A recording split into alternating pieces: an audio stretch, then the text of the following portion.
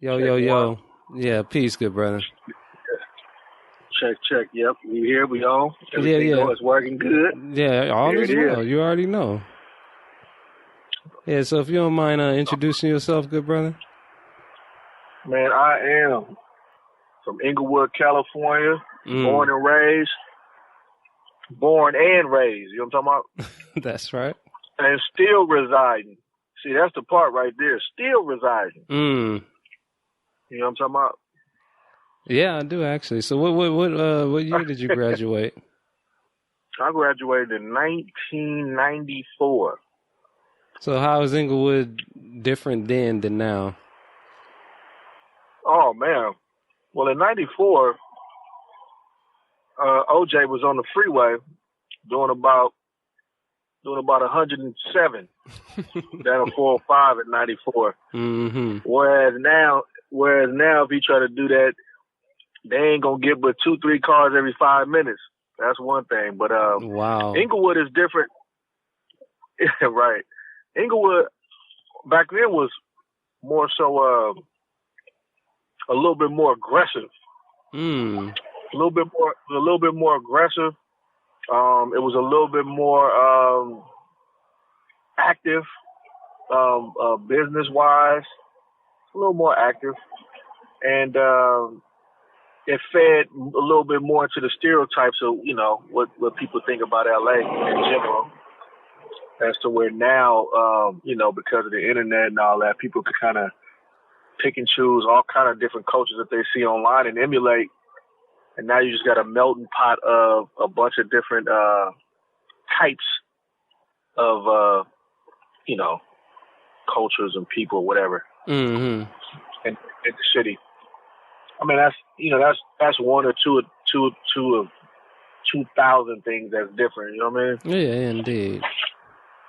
So what is, like, if you can help paint the picture, like what's some good memories from growing up in Inglewood, as a child, as a younger man? Well, the best memory for me, being a self-proclaimed professional basketball player myself, very much self-proclaimed. Mm-hmm. You know what I'm saying? The fact that we had the Los Angeles Lakers literally down the street playing professional basketball games, to know that Jordan was literally a block away from you in the neighborhood, playing. I mean, that's the thing right there. That was it for me. We should sneak into the Forum.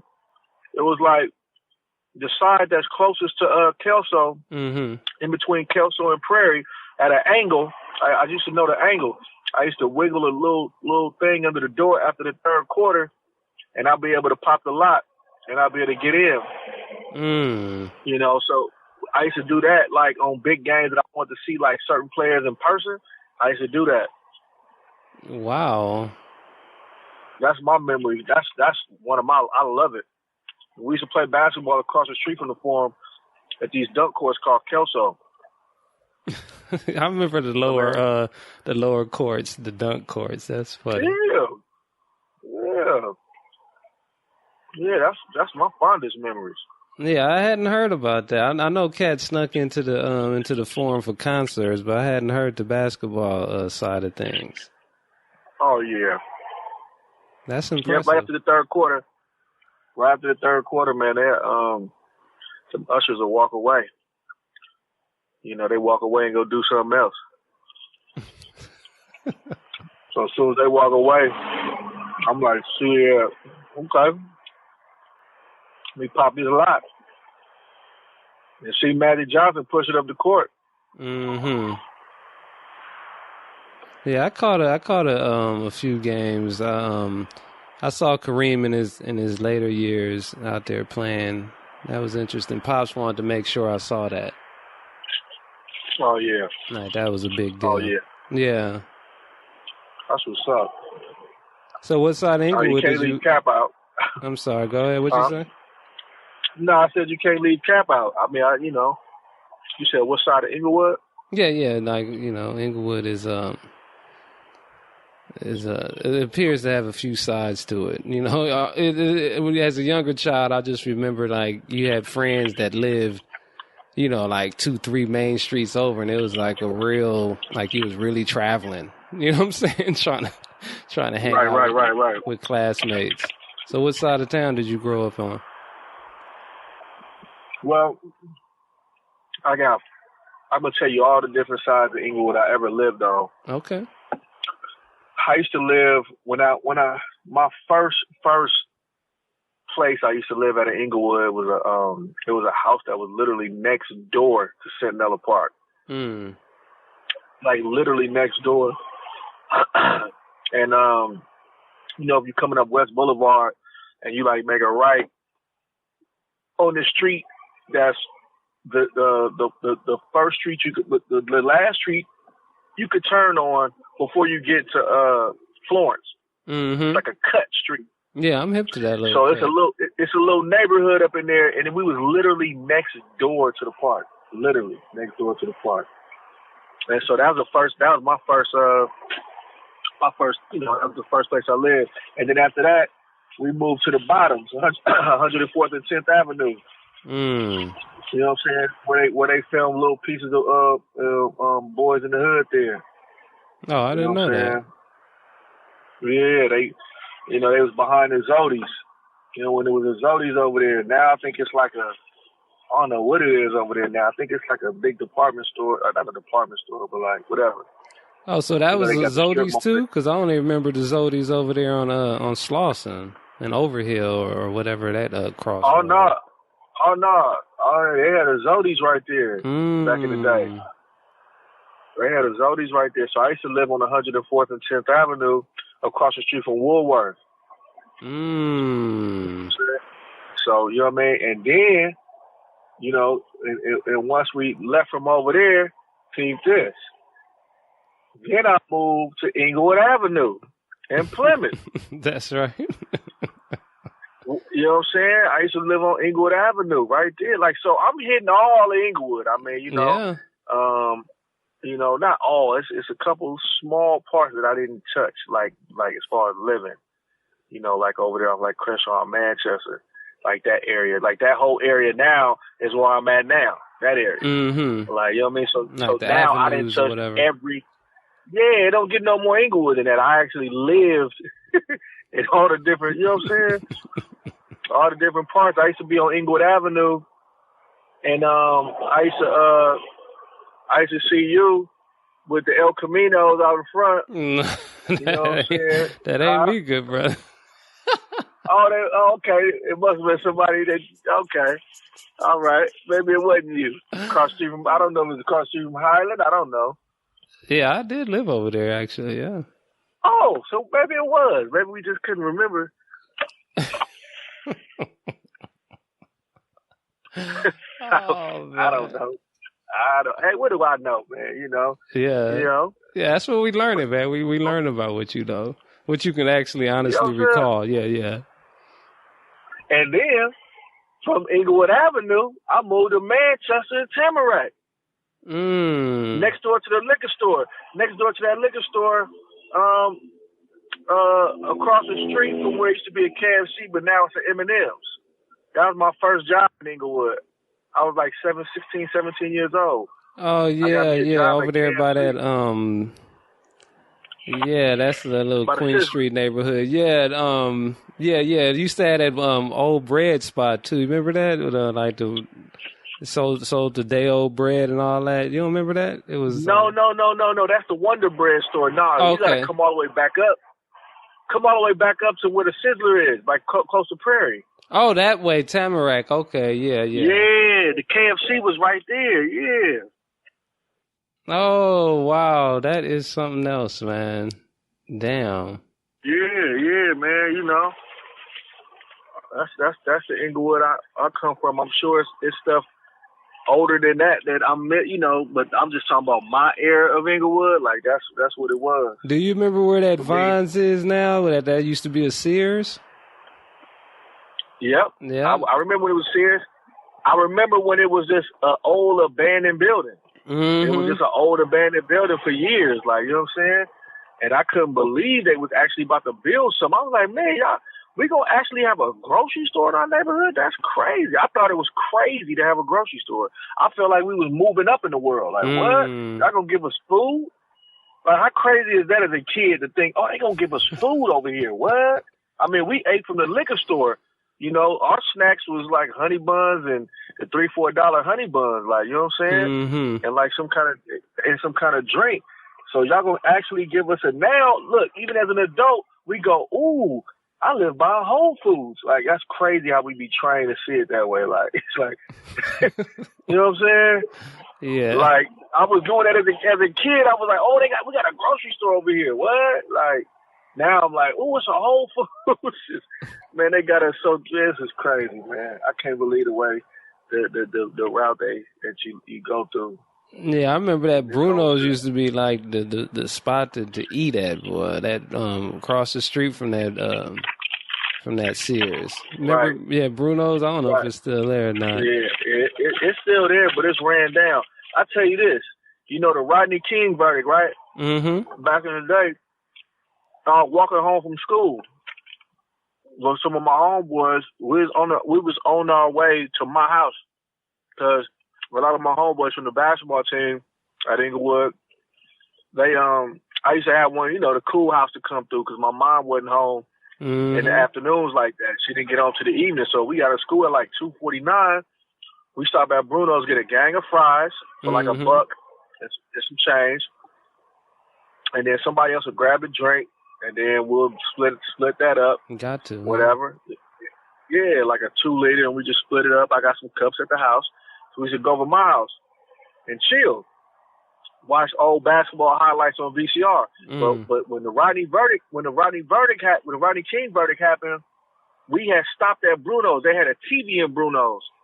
As soon as they all read not guilty, it was like a moment in time. Like, we all stopped. You know, we play around all the time. Ain't nobody political in high school. We're not thinking like that deep yet. We thinking about, oh, things ain't right. Oh, we black, blah, blah, blah.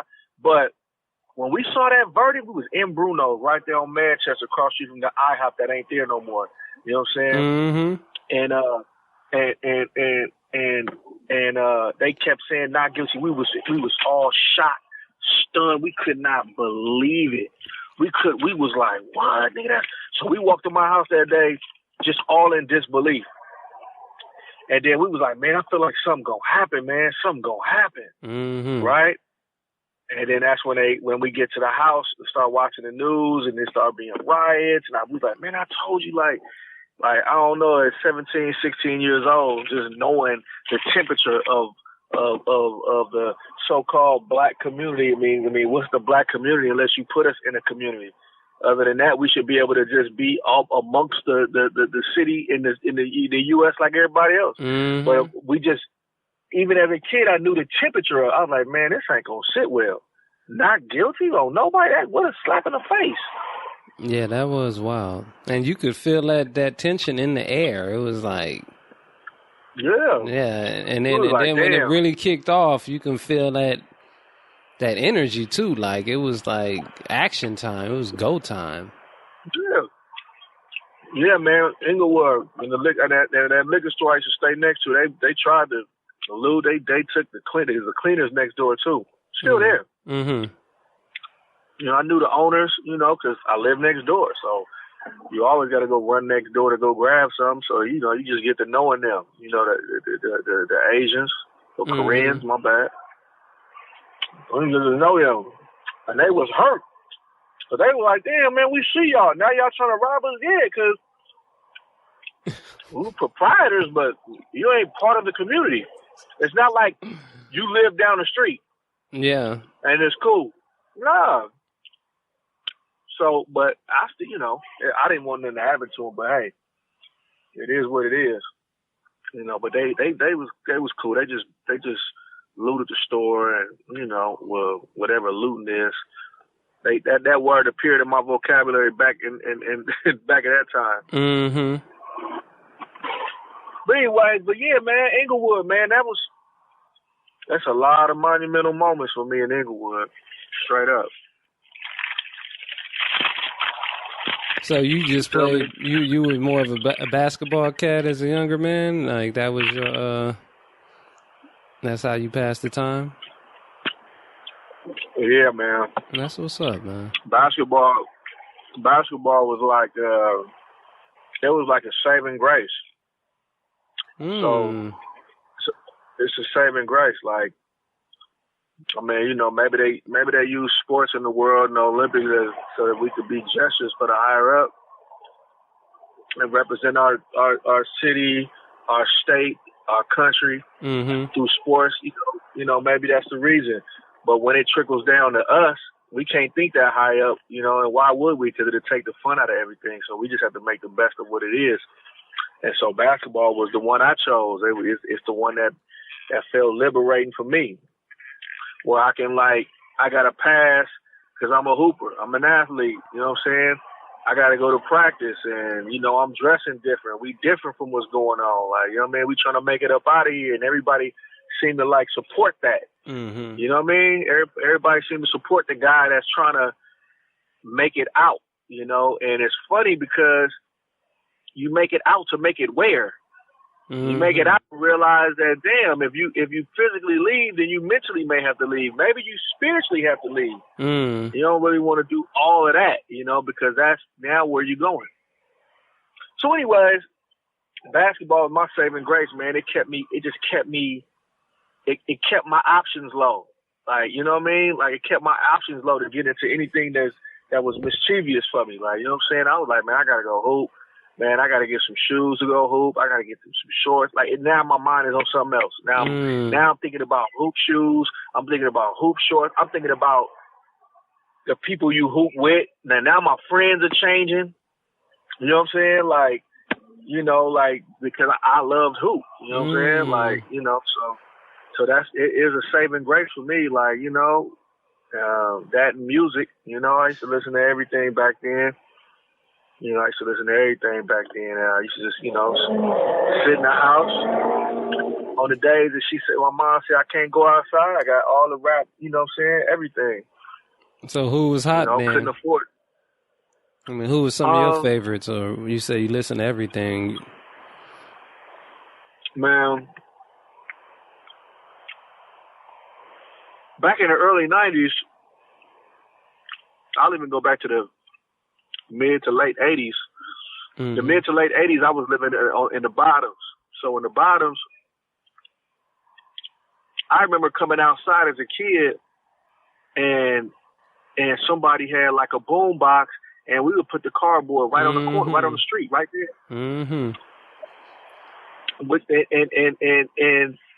no matter how bad the neighborhood is, ain't nobody messing with that. Man, we got on Pumas and trying to break dance. Like, that ain't, that's another path. It's like, oh, no, they, you know. So there it is. Hip hop being the start of, like, okay, that's a deflecting thing. I'm doing this.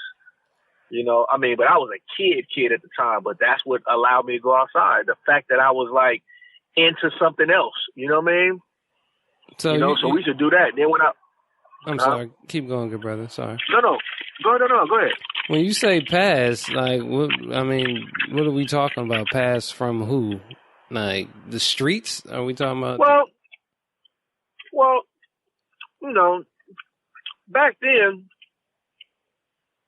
even as a kid, you got other, like, little kid gangbangers that, you know, 2-3 years older than you that was like, man, come on, we need more people. What's happening? What's up? What you doing? If you don't look like you got no direction. So being into something gets you a pass from a lot of things because you into something. Like, man, you know, when you get grown, sometimes being a family man and into church and into all kind of things, it just makes people go, oh, no, he ain't even on, you know. But if you out here aimless and just out here, well, we got something for you. You know what I'm saying? You know, I mean, that's how I looked at it as a young adult. That's how I used to look at it. Like, man, you know, you better occupy yourself with something, or what's happening. You know, that's how it came off. That's how I saw it in my eyes as a kid. Like, man, I'm doing this. What you mean? Yeah. That looked too, you know, That look to you know. No, it's amazing how we adopted hip hop in regards to like whether it's a music video or the radio, just the inspiration to live out that culture, man, it's intense, man. When you just think about how far reaching it was, like, you know what I'm saying? It's like we just took to it. Like, we saw it, or we had a relative to go back to the East Coast. They came back with certain graffiti skills, or, you know what I mean? It just like that was transformative, man. Yeah, it was, like I said, it's another saving grace. Man, you know, let's do something artistic in the neighborhood. Let's do something, because everybody can't push a line on patrolling the neighborhood. It's not for everybody. You know what I'm saying? To some degree, you do need people that can hold down the neighborhood if it's not a community type of thing. If it's not like a family community thing, then that means it's open for whatever. Anybody can come set up shop in your neighborhood. So, you know, I get the concept of like, nah, you can't just come over here and do this. You got to talk to, or you got to go through these type of regulations. I get it. You know, because it's all formed because the police just ain't on our side from the get-go. So, you know, it gets misconstrued. Like, you know, you got people who gonna do the patrolling and protecting. A lot of times, man, back in them days, it was really about protection. It was really about like, we holding it down over here. You know what I'm saying? We holding it down. You can't just come over here. Whatever hustle we got going on the street, we holding it down, and we making sure that hustle on the street is ours. Like, we ain't letting nobody come over here. You see what I'm saying? And, you know, sometimes it just get out of hand. Like, you know, it just get out of hand. Like, you know, it ain't no real order. I mean, at any given time, anything can happen. So the order be out the window. You know what I'm saying? So like, you actually remember a time when banging had a different purpose, or it felt different at least. Yeah, I think when I was before I don't think I could remember the time, but I hear guys used to talk about that time though. Yeah. So I understood that, and I got like a tail end of that. I mean, I really tail end. It started being real violent. You know, right when I, you know, start becoming at the age where I start understanding more. You know what I'm saying? So, you know, but yeah, I know a piece of that time. Yeah. Yeah, because I actually remember that time when those cats was more like they provided a structure, and it was like more like generals than it was just like warring against the neighborhood itself. You feel me? It just felt like these cats kept order so we could play.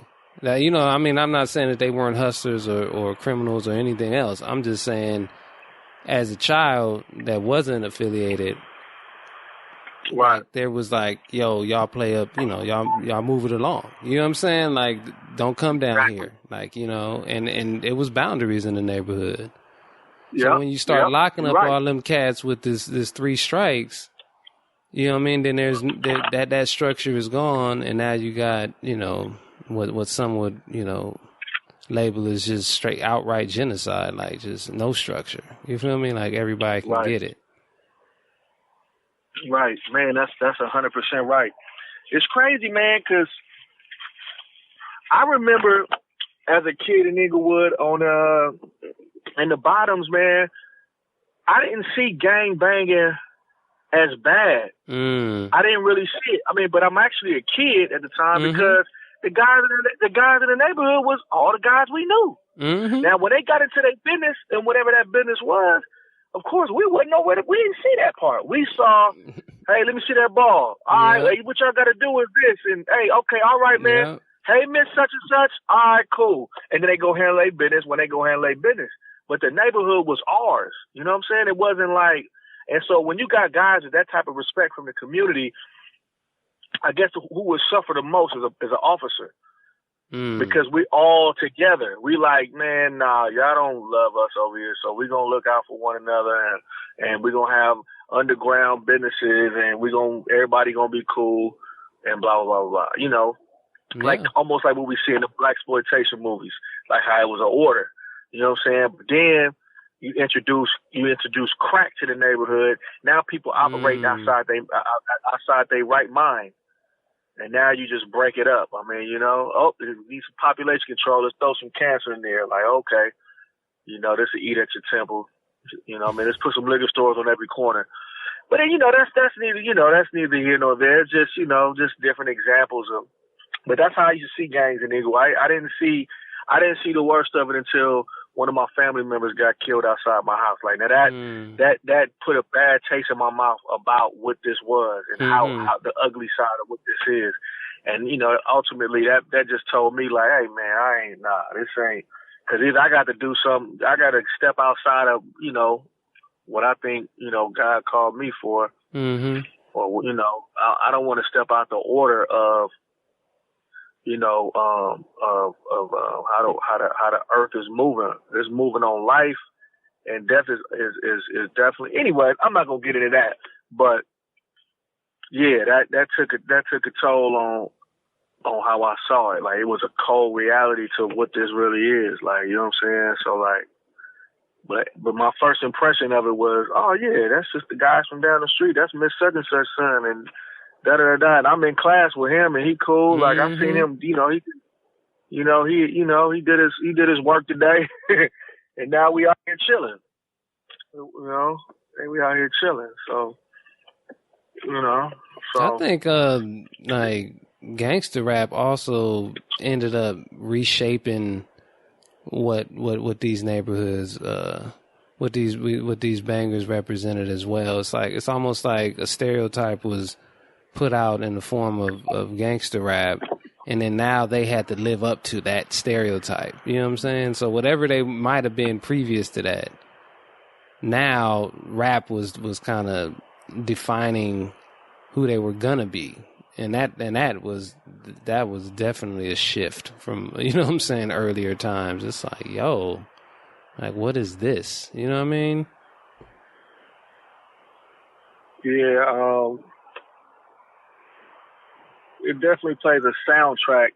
I mean, you definitely need mood music to do whatever, you know what I'm saying? Yeah, but if you think about the previous mood music, it was the Osaze Brothers, it was, you know, the Temptations, it was like oldies. Like, the gangsters used to play oldies, and the earlier versions of them used to play oldies. Like, it was almost like soul music. Yeah, right. Yeah, it balanced out the ridiculousness. Like, if your life is violent, again, those parts that we don't know, you know what I mean?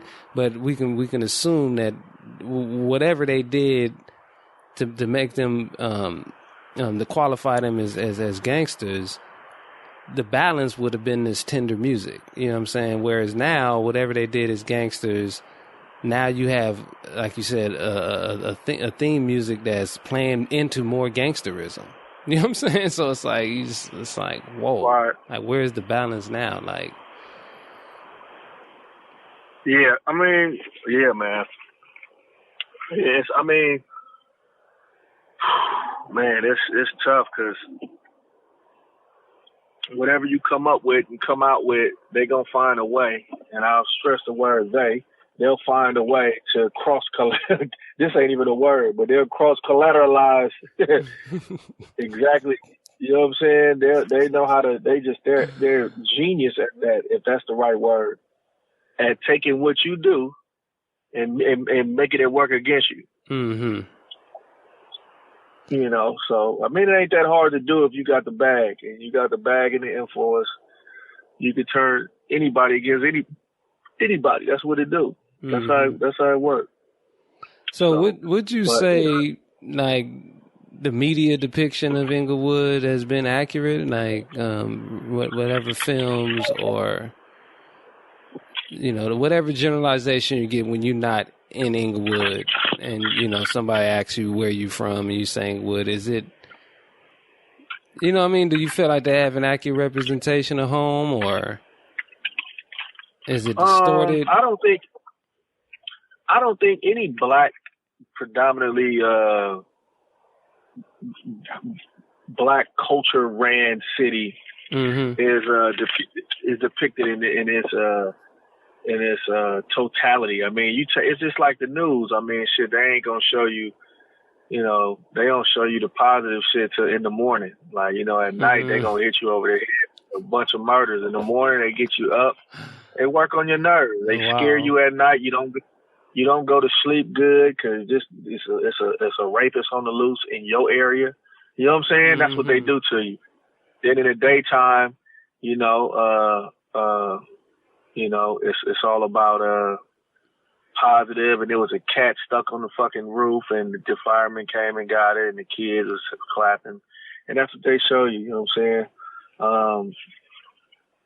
You know, but no, I don't think it's been depicted to the best of, you know, but you know, it hasn't been depicted to the best of his ability. No, hell no. You know, because Inglewood has always been this melting pot of culture, like, to me. Like, you know, just on my block alone, you got guys that's taggers, artists, a dude that around the corner is a poet. It's a Jamaican cat down the street who got a whole nother vibe going. And then you got somebody pushing bloods right here, and him and 2-3 homies that's hanging out in front of the house. And then we got the basketball in our hand, and it's all like, oh, what's up? What y'all into? Like, okay, what's up? Okay, yeah, you ain't got no jumper though, and we just joke and be cool. Like, we just all stay in our lane of interest, like, you know, and it wasn't no problem. So you can't show, they can't show that in the movie. That's too much like right. That's unity. You know what I'm saying? That's like, man, even with all this diversity, we still are civil people, but you can't, you know, the narrative is that we not civil. So they can't have one city running around here like, you know, like ain't nobody tripping too much. And that death over there is an isolated event. You know what I'm saying? Like, you know, and then that's the most popular news, man. Is somebody getting killed. It's the most popular news. You know, so it's so heinous. Like, somebody's not here no more because of you. Wow, how powerful is that? You know what I'm saying? So, you know, there's one or two things that can happen when you can either bury that under the rug and not talk about it like that, and let it, and it can be handled in real time, in real life. But why program the people into that kind of fear? Like, why? I don't know. Like, I mean, there's great things going on. There's bad things going on. At least even it out. Like, you know what I'm saying? You know, at least even it out. Like, okay, we're going to have to talk about this. We got to talk about this too. They don't go like that though. So, you know, you got one block speaking for the whole damn city or the whole area. Like, you know what I mean? Back in the day, Victor, you know, and Victor was the street. Like, you know what I mean? That a lot went on. You know, a lot went on everywhere. Yeah. You know what I'm saying? Yeah, like back in the day, Glenway, a couple of streets, man. Then you had a street choir like Acacia. Ain't nothing going on in Acacia. And it's right around the corner. But it was just a difference in like what people was over there. It was like, oh man, the people, yeah, it's a family over here, there's little kids over here, and then you go on the next street. He went to high school and didn't go to college afterwards, and he got a group of people that didn't go to college afterwards, or they didn't have a good whatever. And we ain't got no job, so now we out here. But you won't address how it got there. You just making it seem like these are some animal. No, this ain't no animal. These are some off the wrong path, and where do we go from here when you're off the wrong path? What's that plan? Like, you know what I'm saying? What program they got for that? And you know, what's, you know? So, and that speaks to the whole neighborhood. Like, you know what I'm saying? Like, you know, that's how they did it. Like, you know, they gave them superstar status. And so, bam, there we have it. There we have it. You know what I'm saying? And then, if you want to make some money, I'll go a step further. If you want to make some money, you got to go what they say is the thing to talk about. Like, you know, now somebody who's into something just regular, you know, something that's just regular, like, you know, cool, regular, is an outcast. And how did you, what you mean? Like, it's options, nigga. Like, what you mean? Like, you know, I mean, there is, sometimes there is no options. Like, you just got to go through whatever the neighborhood gonna shoot to you. Mm-hmm. But still, like, you know, come on now, we're not savages, as you keep trying to report. Mm-hmm. We're not all, you know. We respect our neighborhoods. We respect the guys that ain't even doing right. We respect them still. It's because only we know their story. Oh, man, he was cool. He lost his mom, or he lost his dad, or they killed his brother back in the day, and he just never been right. We ain't had it wasn't no counselor for him. Mm-hmm. Where that's at? He didn't know how to, you know what I mean? Because that's not a natural thing for us to just be like, you know. So now he mad out here. He never managed the anger, and now we got to deal with it in the community. You know what I'm saying? And it's just, you know, it's a bunch of, like, you know, uncared for people. You know, by the church and state. Hey, yeah, man, because you'll hear like, oh, like at one point you would hear like, oh, you're from Inglewood, right? Like, it's sketchy or whatever code word. But now you hear like, oh, Inglewood, like, okay, like, you know, like home of the Rams, home of, you know, the new Clippers, you know, stadium. It's like, yo, like, it's interesting how the narrative shifts. You know what I'm saying? Same neighborhood though, physically. Yep. Same neighborhood. But you know, man, you know, it's all. I mean, this ain't nothing new. This is what happens. I think in the 70s, Inglewood was all white. Mm-hmm. In the early mid 70s, it was all white. And then I think the story is that we came like around late 70s, early 80s, late 70s for sure. And it was, you know, it was like a step up from being on the east side, because they let the east side go down after the riots back. You know, a lot of stuff didn't get rebuilt, you know, as they do. Mm-hmm. They didn't rebuild it up. So start wanting better. Like, hey, man, I don't want to, you know, because the way it looks reflects to your mood. You know what I mean? So if y'all ain't going to build nothing up and fix this up and put no money in this, then, you know, what we going to do? Like, now you got people just not, you know, just mad and, you know, whatever. So now people start, you know, they got like a decent job. And so what they do is they was moving down to Inglewood, moving, you know, close to the beach. Yeah, it's a working class neighborhood. Ours. Yeah, it wasn't never ours to begin with. Like, you know what I mean? You know, we made it ours because wherever we go, we come with a spirit and a soul, which is the same. We come with a spirit that has so much life in it, so much character.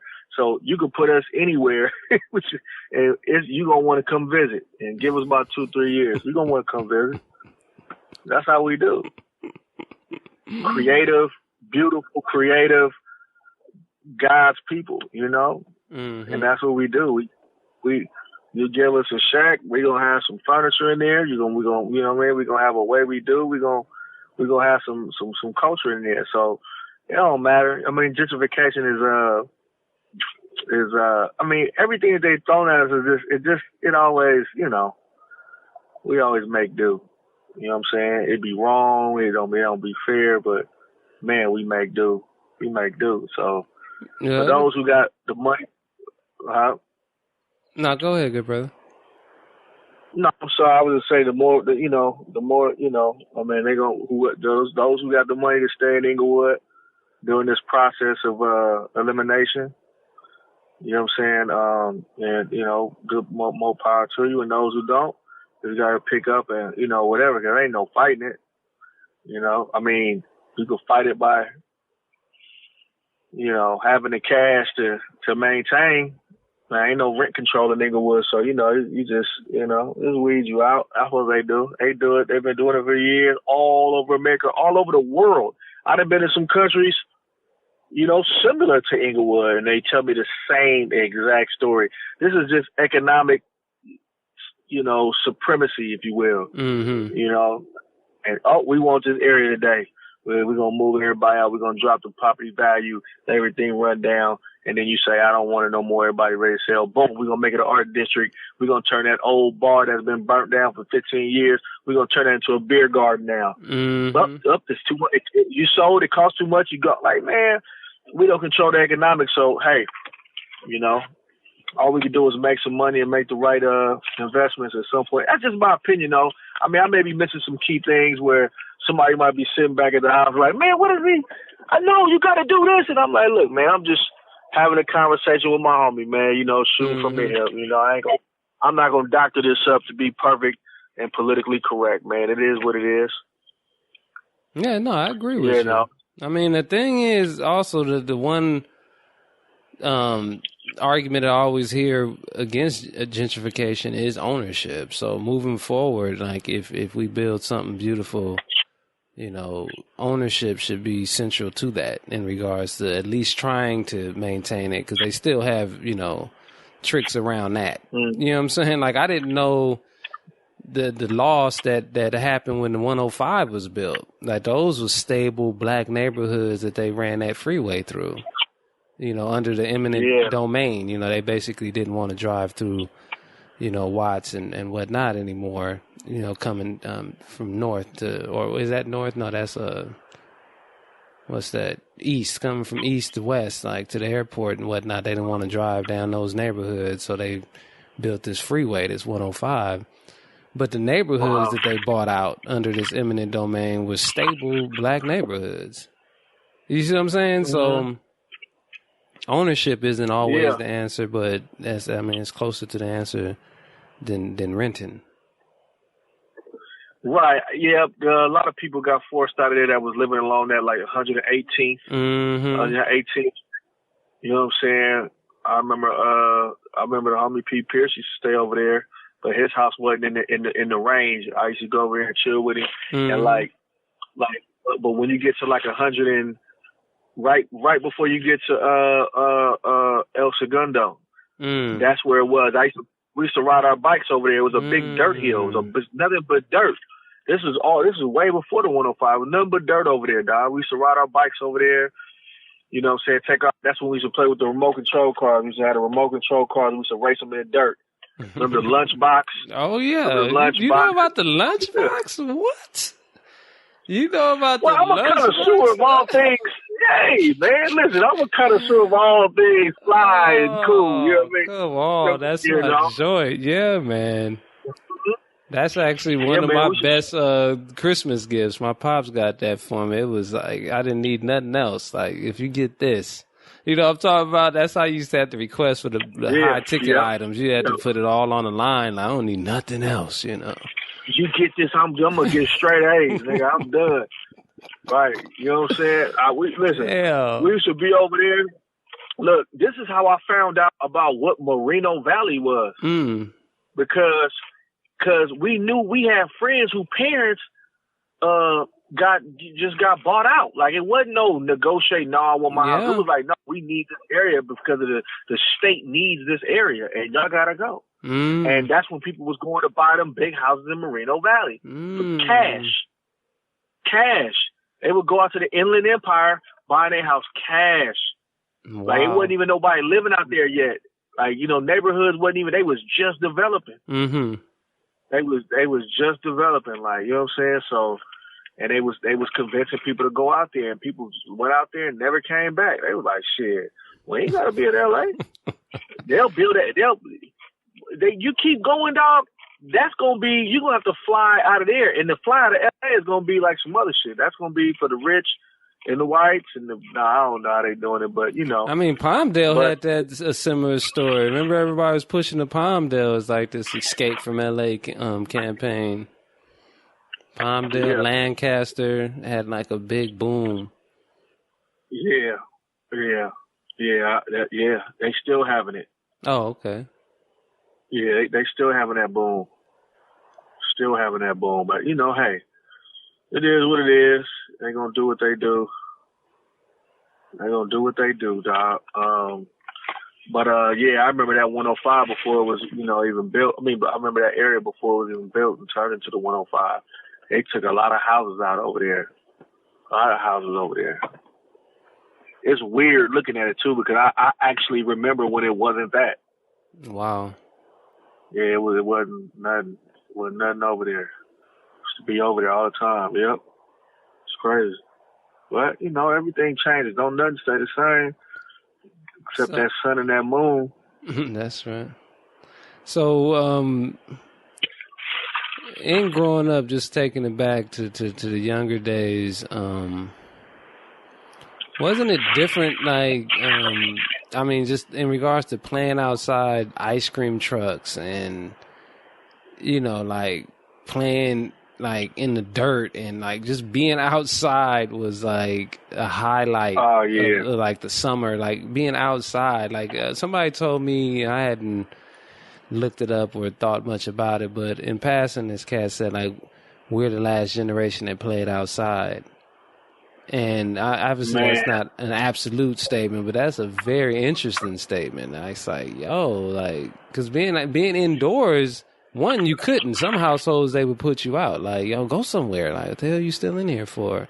But then other than that, it'll be people outside waiting for you. Like, so even if you was trying to have a late start, it'd be knocks on the door. It'd be, you know what I'm saying? It's like, it's time to go outside. Yeah, no doubt. Like, go play, get tired, and then dinner be ready. Like, don't just be in here. I need my time, and you go do something. And you start learning how to be, like, you start learning how to become you.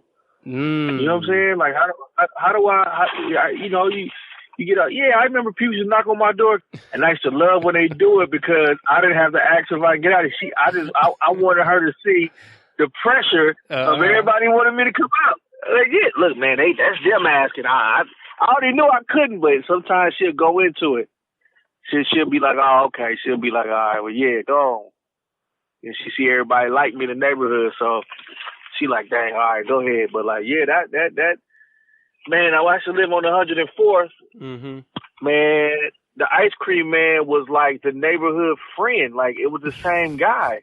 Yeah. You know, it was a guy named Sonny. Wow. Man, Sonny was cool. Sonny had the chili cheese Frito. Sonny. That was the truth. Man, he had everything. That was the I truth. even seen some. Man, he had the chili cheese Fritos, and that's when that was like a novelty new thing. It wasn't like what it is now where chili cheese Frito. But nah, the chili cheese that was a Fritos big deal. And what about the different truck? Remember, the regular truck would come through with your popsicles and whatnot, but then the soft serve joint would come around at night. Like, it was like, yo. Like, the soft serve, banana splits off the truck. Like, it was like sick delicacy, like coming at the nighttime. Like, you had to know somebody to buy something off of that. Like, couldn't afford that with your regular 25 cents or 50 cents. No. And then whoever was selling the most dope in the neighborhood, man, you'll hope he out that day because he buying every kid something. Yeah, that was. I'll get what y'all want. Yeah, get what y'all want. I'll be like, and we loved him for it. Yeah. You know, we loved him for it. I mean, it was a twisted way of, but man, look, somebody gonna smoke some dope. So it got to come from somewhere. I mean, that was the logic in it. Like, that was the logic. That was the dope man's logic. Look, the dope is selling itself. I just got it. Somebody got to give it to him. Like, that was the dope man logic. Man. Like, back in the day. Yeah, but he used to buy us all ice cream. So we was cool. Like, I used to see fiends around the ice cream truck in some of my old neighborhoods. It took me till I got to a teenager to realize, I see what, like, that's what's going on. Okay, well, yeah. But that was a whole nother thing. That's a whole other podcast. It's like, what was really on the ice cream truck? Like, you know what I mean? It was always rumors. Yeah, it was rumors. Yeah. Yeah, it was rumors. I never seen nothing. I don't know what the hell was going on. Yeah, it was always just ice cream. Yeah, man. I was like, damn, fiends really love ice cream. That's dope. That's what's up. But that's dope. Literally, that's funny. Yeah. Yo, that movie dope. They shot some of that in Inglewood. I like that movie a little bit. That was good stuff. I think it's the same cat that done The Wood, so I think he redeemed himself. I wasn't a big fan of The Wood, but I definitely enjoyed Dope as a movie. That was fly. I'll tell you one part of The Wood that resonated with me was when he was when they was at La Tierra, because see, I went to La Tierra, and that first dance, that was my first dance I ever went to. When I was in the 7th grade. So what happened? you know, was a chick, you know, I wasn't used to an East Side chick, you know what I'm saying, which is a little bit different from what I grew up around. You know, they was a little bit more forward, and I was, you know, I was a you know, soon to be retired skateboarder in the 7th grade. I used to still ride skateboards. As a matter of fact, when it was like do what you want day, I rode my skateboard to school. Wow. You know what I'm saying? And then I was the only one, and I realized, oh, baby, this is they're not doing that over here. Like, okay, let me just say, I'm an individual, but damn, this is getting weird. I used to go to the half pipe, the ramps, the pools. I used to do everything. Like, I was a skateboard. Yeah, I was into it. That's dope. I didn't know that. Yeah, man, it's crazy. Like, so it's funny to see like that culture resurging. And it's like, damn, that's what we did. Like, I had the Santa Cruz boards and the Power Perotas and all that. I did all that. That era, yeah. I was that. Yeah, I was into that. Like, you know, and all around Inglewood. There's some people that know me from back in the day that be like, yeah, you was a skateboard. Like, yeah, I used to be in the skateboards. Like, that was another deflector. This nigga on a skateboard. He got ollie flaps on his shoes and everything. Nah, he ain't with nothing. He ain't doing nothing. Go back to the dance. You were speaking about the dance and the East Side chicks. Oh yeah, man. So, you know, chick, and she wanted me to dance with in the 7th grade, and she was pretty developed for me. You know what I'm saying? So I was like, oh, okay. You know, and that thing in the, you know, that part in the wood. Remember? No, I don't. I gotta revisit the movie. Go ahead, though. I'll do it. Oh man, he was nervous dancing with the chick. So like, you know, they nailed that part. Like that resonated with me when they went to the Mighty Mart and the dude was about to rob the store. I mean, we used to leave Latier and walk down the Mighty Mart to school, and we would rob it. Like, you know what I mean? Meaning like we would just take stuff and run out. Like, you know what I'm saying? You know. But yeah, man, them was the days, man. That they hit a couple parts, but a lot of it I didn't really resonate with. Like, but it's a couple things that resonated with me, but more so not than did. But I found myself in there a couple times. Yeah, I've heard. That's why I say I got to revisit it. I've heard a few people echo that. I mean, I just was more on like he couldn't hire no Inglewood extras. He couldn't. There was a few things that was off to me, like. But I guess it was a budget issue, so on and so forth as well. But, but like I said, Dope, the redemption of Dope was just like, it was set just right, like just touching on some of the Inglewood elements, but it was really just an odyssey. It was just children going through what children go through in these environments. I mean, I always tell people that in Inglewood, that you was the first Pharrell. Oh. Okay. You was Pharrell before Pharrell. Like, that whole style Pharrell got as far as, like, the dressing and just what he's into and how he moved with it. Like, you know, his story is similar. He grew up around a couple things, right? But he just wasn't of that. He was just occupied. You know what I'm saying? I appreciate that. With the arts. But that's how I saw you. I saw you as, like, our Pharrell. Like, I mean, I didn't know then what I was seeing. Yeah. But you would just be what you call an alternative black guy. Like, you know, like he's like, you know, cause there's a popular black culture and then there's a black culture that says I'm an individual, which that is black culture. To see what happens in that individuality, you see what I'm saying, is what makes it special. Like, you know what I mean? Other than that, we just following what we've been programmed. That's it. No, I agree with you know, but you didn't do that. I saw an individual then. You know what I'm saying? Wow. I hold you in high regard, good brother. I appreciate that, man. It's beautiful. Oh yeah, man. No doubt. But yeah, man, and that's the part that's not fair in the music. It's not fair in the movies. It's not fair in our depiction because it was all kind of guys in the neighborhood. But all you highlighting is one guy. Now, we want that guy in it. We want him in the movie. We want him in a part of all the conversation because he is. But at the same time, we're doing a disservice by only talking about one side, man. We got so many flavors of black folks, man, that came through Inglewood. We got everything, man. Yeah. We got everything. I agree. Everything, dog. Like that is an interesting place, man. That was an interesting place to grow up simply because of the diversity. You know, it wasn't, it was just super diverse, man. It still is like that. So did you go to like Monroe or Crozier or? I went to La Tierra. Oh, you just went all the way outside of both of them. Okay, word. Yeah, I went to, for 5 years, I went to a school called Marcus Garvey in L.A. Oh, yeah. Must be nice. Yeah, they only taught, we only taught Black history there. Like, I'm sorry if that offends any of our listeners, but that's all we was taught there.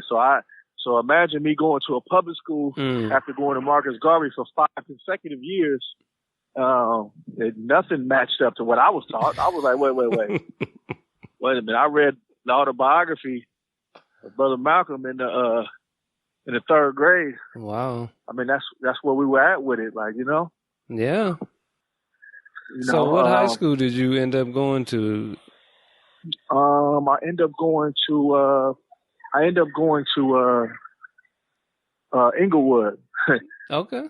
As if I had to think about it. No, I'm saying because I know you got Morningside, and then you got those that went to Westchester. No, that was like the privileged group that found an address to go to Westchester. Oh yeah, well I had to transfer schools my senior year. Oh, okay. Due to like some politics at the school. No, I understand. It was hard to overcome, but but I did go to Inglewood for 3 years consecutive.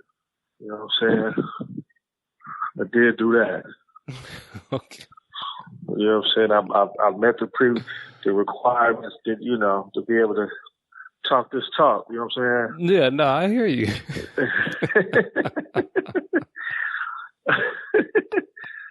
Yeah. Oh, man. Yeah. Well, you got to be able to have the requirements now. You have to have some tenure at Rogers Park, which is a monumental park across the U.S. One of the best places to hoop in the 90s. You couldn't get no better than that. You can, but wasn't it rumored like some of the Lakers would come up there and play as individuals, like and some of everybody. Yeah, that's what you had. You had pros. You had top D1 players. You had some of the best high school players from just all around. Like, and in the summers, that's where the pros would come, and guys who were like, D1 athletes. They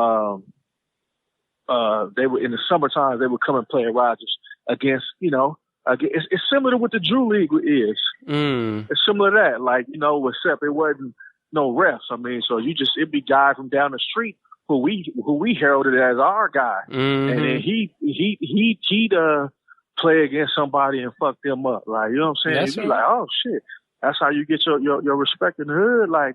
As a hooper, like, we got so many, man, every hood got that. But yeah. It's just that we had Rogers Park. And Rogers Park, you had to come through there. Everybody came through there during that time. You couldn't use that. You just had to come through. You had to come through. So. Yeah, because I was in Rogers Park, but not for the basketball component. So that's interesting to hear how important that is. Component. Woo, you're right. Rogers Park is definitely known for a little bit more than basketball. Right. I was there for the pool table, man. Come on now. The pool table. Yeah, that's what I'm saying. The pool table, the ping pong table was legendary. Yeah, this is true. You know what I'm saying? Yeah. The ping pong table is definitely legendary. It wasn't a lot of people I lost to on that table. But, okay. You got a little history. You know what's crazy? You know what's crazy about the pool table at Rogers? What? Some of the most oddest people were like majorly professional at it. Like, you know what I'm saying? Like, I mean, it'd be the oddest dudes. You'd be in the neighborhood. You'd be like, damn, I didn't even know you could do the Chinese pool table cloths. Where they playing that? Oh man, yeah. There's a lot of legendary cats in Inglewood. Legendary. But to reach into real talk, man. I'm from a generation where just my generation alone in Inglewood is like, I'm just one of the guys. Like, I'm not I'm just really one of the guys. Like if anybody listening, whoever think like, man, that's dude, or he sound official or whatever, like it's a bunch of officialness. Like, you know what I mean? It's a lot of official cats in Inglewood, like for real. Yeah. Like I'm literally just one of the guys. Yeah. Well, I thank you for sharing some of your story, man. It's been a pleasure. Man, I appreciate you having me, man. Anytime. Matter of fact, at any time you need me for anything, just let me know. You know what I'm saying? What's up? Yep. And as a fan walks by now, no, I'm just playing. Just kidding. Because some people think humble is weak, so let me throw something at you. Throw something out there. That's funny. All right, my just man. Throw it out there, man. All right, now y'all take care over there, man. I'll see y'all soon. All right, good stuff. Geeks and Goons.